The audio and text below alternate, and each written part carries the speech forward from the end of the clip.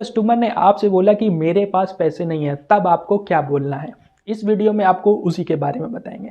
देखो, दो तरीके के कस्टमर होते हैं जिनके दो तरीके के रिप्लाई आते हैं ज़्यादातर। कि पहला तो उनके पास पैसे नहीं होते हैं, दूसरा उनके पास पैसे होते हैं लेकिन फिर भी वो बोल देते हैं पैसे नहीं है। मतलब कि एक जिसके पास सच में पैसा नहीं होता है, दूसरा जिसके पास पैसा होता है लेकिन वो झूठ बोलता है।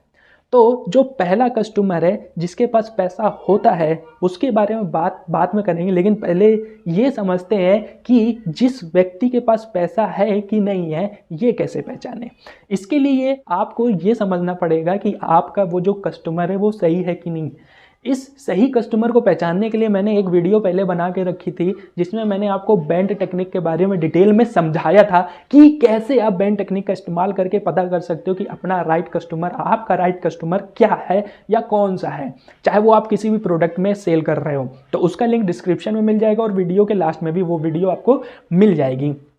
तो यहाँ पर आपको मैं शॉर्ट में समझा देता हूँ कि जो कस्टमर है अगर उसका बजट है, सही में बजट है, तो फिर वो आपका राइट कस्टमर है।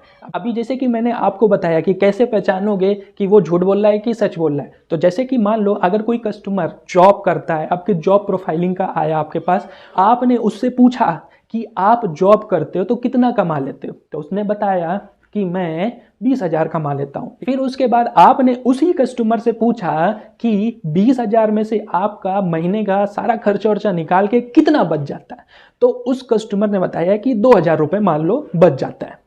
जब 2,000 रुपये बच जाता है फिर उसके बाद आपका एक और सवाल आप उससे पूछ सकते हो कि आप कितने समय से ये जॉब कर रहे हो। मान लो उसने बताया कि मैं 1 साल से ये जॉब कर रहा हूँ, 1 साल से ये जॉब कर रहे हो। तो जब आप, तो एक और सवाल पूछना है आपको उससे कि आप जब 1 साल से ये जॉब कर रहे हो तो शुरुआत से ही आपकी यही सेम इनकम थी। तो उसने अगर बोला कि हाँ यही 20,000 है, तो इसका मतलब आपको पता चल गया कि उसका 2,000 रुपये महीना से बच रहा था उसके अकाउंट में। अब समझना क्या है कि अगर 1 साल में होते हैं 12 महीने, ठीक है, हर महीने उसने 2,000 रुपये बताया, मतलब कि 12 महीने में उसके पास 24,000 रुपये जो सेव है वो उसके अकाउंट में पड़ा है।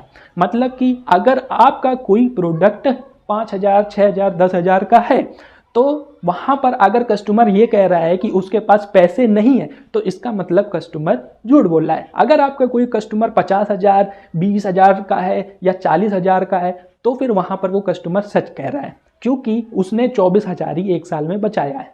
तो इस तरीके से आप ये पता कर सकते हो कि कस्टमर सच बोल रहा है कि झूठ। अब बिजनेसमैन में भी सेम यही होता है, जो कि 50,000, 1 लाख, 2 लाख कमा रहे हैं और बचा जितना भी रहे हैं, इसी हिसाब से आप उसको एनालाइज करके उससे समझ सकते हो कि आपका जो सामने वाला कस्टमर है वो सच बोल रहा है कि नहीं। अब मान लो कोई कस्टमर झूठ बोल रहा है तो वहां पर आपकी गलती होती है प्रोफाइलिंग में, कि आपने सामने वाले की प्रोफाइलिंग सही से नहीं करी होती। जो वीडियो आपको मैंने बताई है उस वीडियो को देख लेना ध्यान से, और अगर आप प्रोफाइलिंग के बारे में कहोगे तो कमेंट कर देना, तो प्रोफाइलिंग के ऊपर एक बढ़िया सी वीडियो बना देंगे जिससे आप ये समझ पाओगे कि प्रोफाइलिंग कैसे करनी है। तो जब आप प्रोफाइलिंग कर लोगे तो आपको खुद ही पता चल जाएगा कि कस्टमर जेन्युइन है कि नहीं है। क्योंकि जो जेन्युइन पर्सन होता है ना, वो कभी ये नहीं कहता है पैसा नहीं है, वो ये कहता है कि सोच के बताएंगे, थोड़ा समय दे दीजिए, पैसा इकट्ठा करके बताएंगे, थोड़ा रिसर्च करके बताएंगे, ये सारी चीज़ें हैं। वो थोड़ा सा डिले कर सकता है, वो या तो तुरंत ट्रांजेक्शन खा सकता है। जब आप, हमारा जो सेल्स प्रोसेस एक होता है ना, उसको अगर आप फॉलो करते हुए प्रॉपर तरीके से आओगे तो कभी ये सवाल ऐसा आता ही नहीं है कि कस्टमर ये कह दे कि उसके पास पैसा नहीं है। अगर पैसा नहीं है ये पता चल गया आपको कि वो सच कह रहा है कि नहीं, इससे आपको पता चल गया।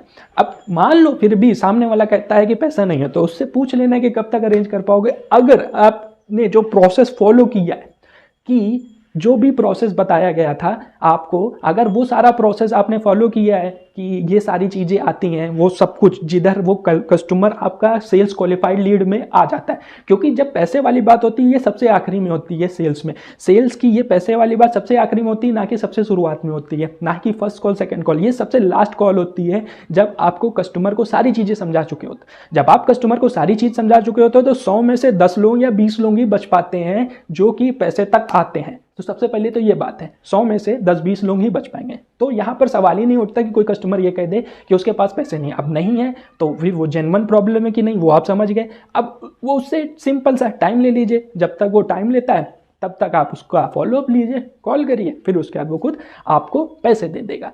तो आपको सिंपल यही समझाना था मेरा इस वीडियो में कि पैसे वाली बात तो कभी आती नहीं। अगर फिर भी आ जाए तो इसके ऊपर भी मैं एक डेडिकेटेड आराम से डिटेल में वीडियो बाद में बना दूंगा, अगर आप कमेंट में कह दोगे, या फिर आपको कोई भी और सेल्स के ऊपर वीडियो चाहिए तो आप कमेंट कर दीजिएगा। आज इस वीडियो में इतना ही। वीडियो को लाइक कर लीजिए, अगर आप मेरे चैनल में नए हैं तो चैनल को सब्सक्राइब कर लीजिए। तब तक के लिए जय हिंद, वंदे मातरम दोस्तों।